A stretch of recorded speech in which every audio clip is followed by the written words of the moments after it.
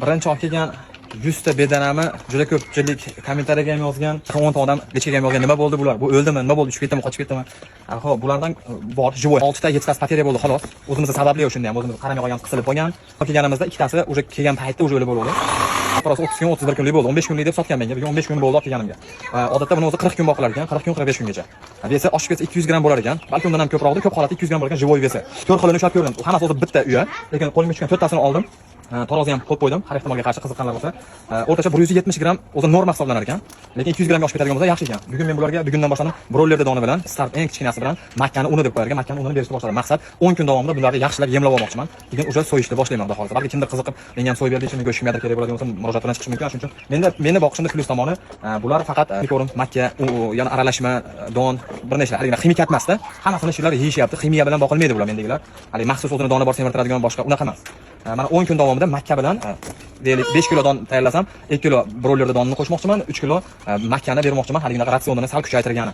Atak bir maxsus qanaqadir ximikatlar bilan biror marta boqilmadi. O'zimni oilam uchun ham so'yib berish maqsadim bor. Shuning uchun bir toza mahsulot olish niyatim.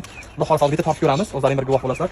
Saralab eng katta-kattalarni yig'ib olganim yo'q. Qo'limga tushdi, oldim, ayoqlarini bayladim. Tarozi tara qilingan. Bismillah. 115 gram. Bitta uyayu, lekin hech boshqacha gramlar bo'lishi ham mumkin. 100 gram. Uni bir xilga ko'p degan, bir xilga kam degan 90 gram. Ata 4 xilini ushladim. Mana eng kattalarni ushlab oldi deyishmasligi uchun 98 gram. Bularni ko'ringlar, bularni ko'ringlar. Hammasi deyarli bir xil. Shu 90 gramdan 110 gramgacha test bo'pti. 15 kunda bular hozir makka bilan broiler donni berdim. Rasman maza qilib yeyishar ekan. Bundan oldin bug'doy, kamlik o'rin, makkani maydalangani, semichka bir bola ichida bir nima bo'lsa, hammasini yeyishyapti. Suvi, bugundan boshladim suvini chiktonik qo'shib beryapman suviga. Vitaminga boy bo'lsin. Chiktonik juda ham ko'pchilik maslahat beradi uni, juda ham ko'pchilik ichiradi parrandalariga. Libboy parrandaga eng vitaminga boy bo'lgan suyuqli xullas.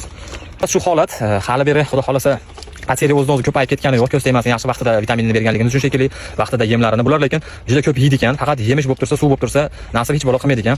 Xudo xolasa shunaqa gaplar. Bedanalar nasib 10 kundan keyin yana bitta bu alohida bedanalarni nasib 10 kundan keyin bitta videoni qo'yaman, necha gram bo'lgani haqida yana bir bo'lishaman. Salomat bo'linglar.